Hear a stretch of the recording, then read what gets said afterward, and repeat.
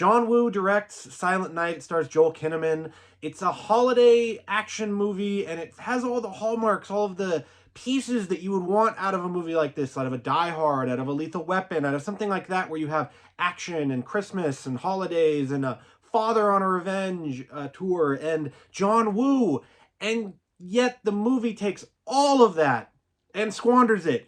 It absolutely squanders all of this goodwill, all of this stuff that would go into it that would be so nice in any other movie, and the writing and the structure of the film and some narrative choices that are just quite baffling, to say the least, ruin this movie. Silent Night, it is all about a father who loses his child on Christmas Eve due to gang violence. There's a drive-by going on, gangs are shooting at each other, and his son gets shot and dies. The opening of the film tells us just the aftermath of that event, and it shows Brian, played by Joel Kinnaman, chasing after the gang members, and he gets shot by the gang leader, Playa, and the guy goes in for the kill shot and doesn't actually do the kill shot. He shoots him in the throat, so then he can't talk anymore. That's the selling point, the title, Silent Night. And that selling point ruins the whole movie. It ruins everything because the movie does this stupid trope that action movies have found these days where they're like, oh, let's have the least dialogue possible in our action movie where we want to build a character that we can root for. Let's have him not talk. Let's have everyone else in the movie barely talk. The first dialogue in the film is on a radio talking about inflation. You're watching a holiday action movie, and the first dialogue is like 12 minutes into the movie. It's a radio talking about inflation. Why in God's name, for a movie that you're trying to build as an escape from reality, where people are living out their fantasies of what if your kid died? What would you do? How would you do it? Joel Kinnaman's a big badass in the movie. And your first dialogue is about inflation. So from there, it just goes and goes. And the first half of the movie is slow. Oh my gosh, you're watching an action movie and you want to get into the action? You have a director like John Woo and you want to get into the action?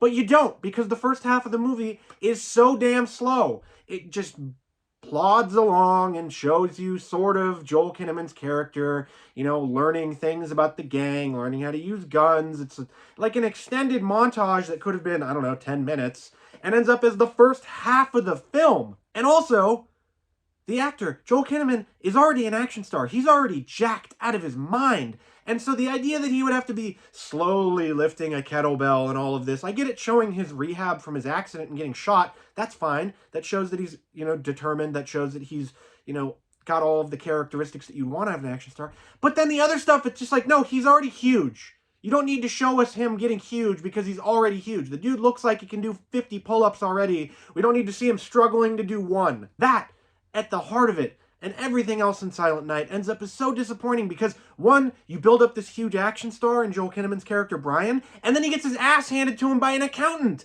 He fights an accountant in the film for the gang, and the guy kicks the crap out of him in his own house. The rest of the villains are just one-note caricatures of Hispanic gangs, and they're not even given anything to work with. It's not like in some other films, like action films, where you're either the villains are so charismatic that you want to root for them, like a Hans Gruber, or they're so evil and awful, like in John Wick 4 with Bill Skarsgård's character, that you hate them. Here, you're just indifferent. The guy's kind of, he's kind of a crappy guy, but like, he's shown giving money to children. They show him giving money out to children. He walks up and Brian's like, oh man, I'm going to get him here. He pulls out a knife and everything. The dude's got a knife out in public. And this guy's giving out money to children. And then he wants you to kill him. The audience, it baffles that this script, one, got made because it's like the screenwriter went to Screenwriting 101, heard the professor go, show, don't tell, and then said, I'm going to do that for a whole movie. That's the number one rule, right? And you need dialogue. You need characters to feel. You need dialogue to help you feel between the characters. And here, you just get none of that. And you have stereotypical one-note villains. And then, on top of it, the most threatening villain, bad guy, bad girl in the film is a random girl that's hopped up on drugs with a machine gun. And you have Kid Cudi plays the officer that helps Brian throughout the film. And he shows up. He gets a pretty badass scene where he's using 2 pistols and shooting guys. And then they run into this hopped up on drugs girl, and she mows them down. She deals more damage to these 2 guys in 2 minutes than the entirety of the film. And it's not like this is supposed to be like John Wick, where it's like, oh yeah, he's getting the crap kicked out of him for 3 hours, like in John Wick 4.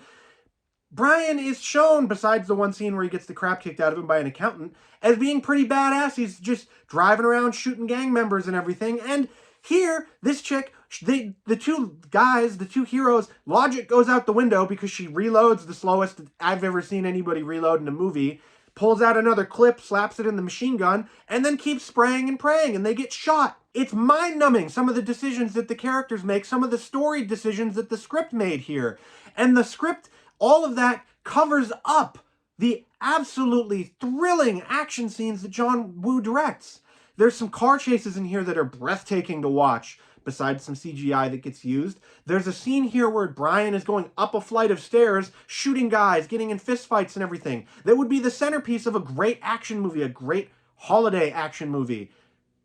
And it's wasted here. It's wasted by a conclusion that is just so flat and just, you want to feel for Brian because his son died, he's lost his family because of this drug kingpin.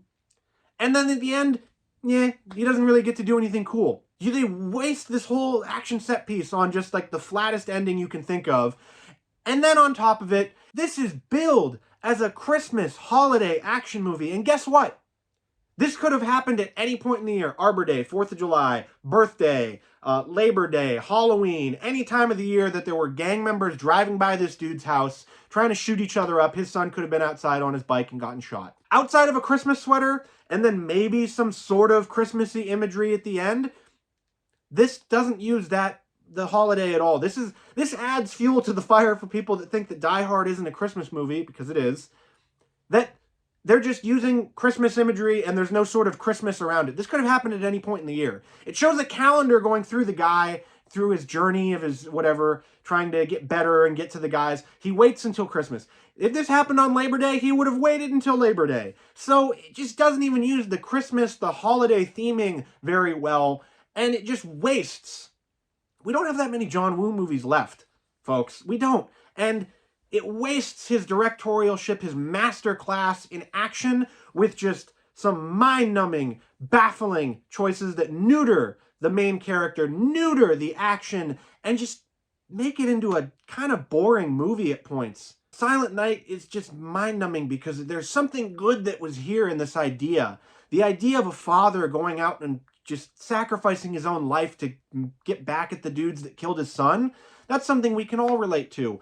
Add in some holiday tropes, some Christmas theming there. That's awesome. And then yet, this movie doesn't do it, and at every point you think it could get better, it doesn't. The silent protagonist thing is, I get the man of few words, like Cowboys and John Wayne and John Wick and all of that. That's great.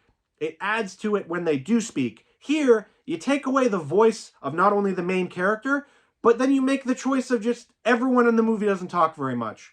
So you're watching a silent movie that doesn't show you very well, it doesn't tell you anything, and it just ends up as a big disappointment. So if you want to go see Silent Night for yourself, you can see it in theaters. It releases on December 1st. If you like this film review and you want to see more of my reviews, you can check them out all right here. I've got a big playlist. I've done a bunch of reviews lately, so check it out.